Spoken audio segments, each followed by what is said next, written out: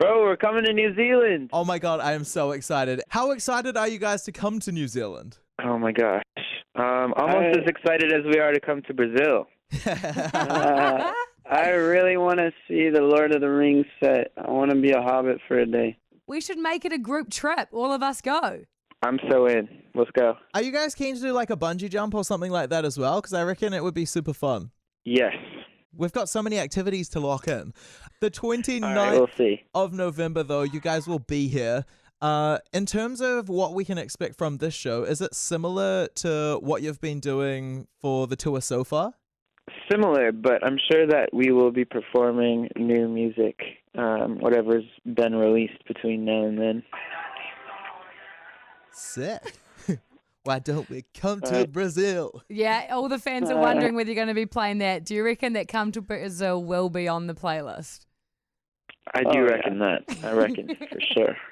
And you guys just finished up performing at the Logies. How was that?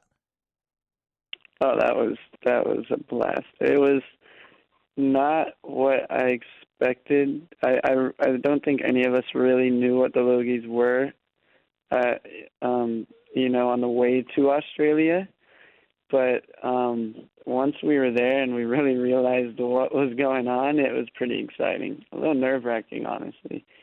I think we were the youngest people there, and everyone else seemed way cooler than us.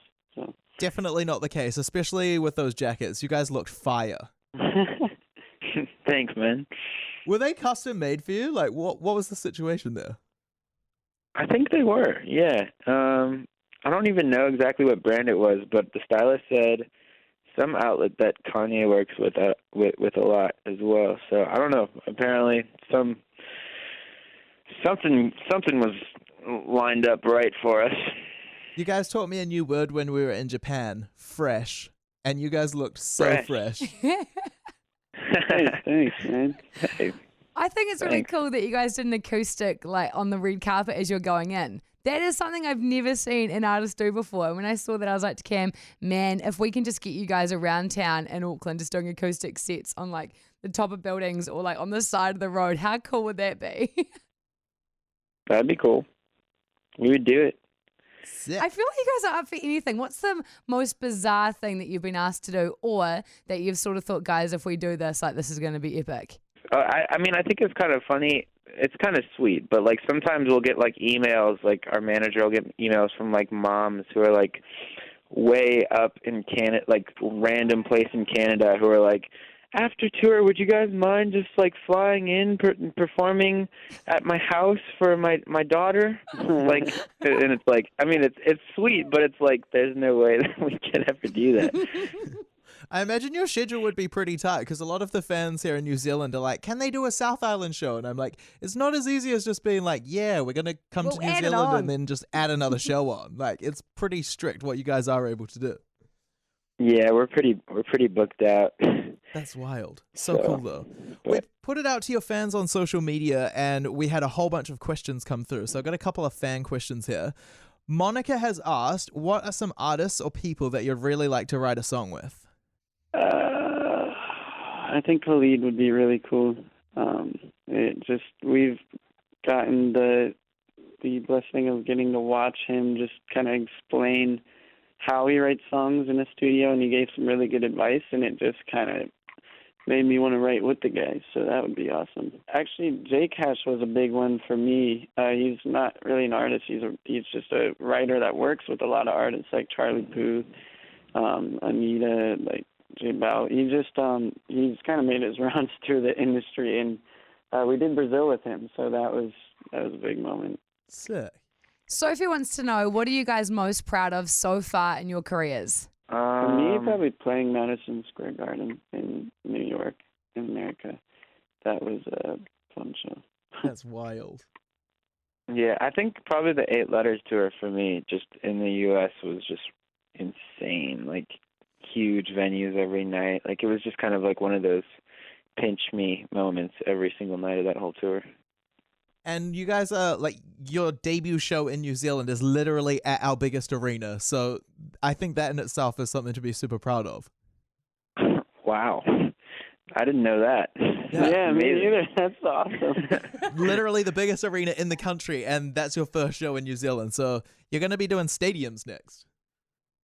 All right, let's go. Wow. Ash, get it. All right. Brianna As long as you guys keep playing us on the radio. Oh, trust me, that is going to happen.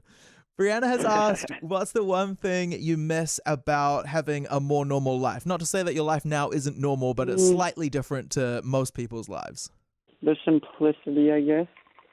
You know, it's really fun being able to do everything that we do, but it is pretty crazy at times, and it can just be like a bit overwhelming, I guess, for at times. But yeah, I guess just like the simplicity of living a normal, stable life can be nice at times. But yeah, definitely am not. You know, I'm not taking this for granted at all because it's such a blessing. Totally. Yeah. Part of me kind of misses having like a routine, like, you know, lifestyle. Like, you know, you wake up, you go to the same coffee shop every day, like that type of thing. But at the same time, it's like we're in freaking Australia right now having a great time with our friends. So yeah, the thing is, if you were at the coffee shop, you'd want to be in Australia if you could. You know? Exactly. It's like you always want what you can't have. It's funny. Yeah. I also miss my mom's cooking a lot. Oh, yeah. I miss Jonah's mom's cooking. Jonah, I'm coming to your house and your mom is giving me some cooking. Dude, oh my gosh, she will. She will. She'll give you too much food. What's your favorite home-cooked meal by your mum? Oh my gosh. She makes this like chicken mushroom steak stroganoff thing, and it's just amazing. It's like this pasta with white sauce, and it's the best. Also Swedish pancakes. That's like another one of her specialties. I'm trying to think.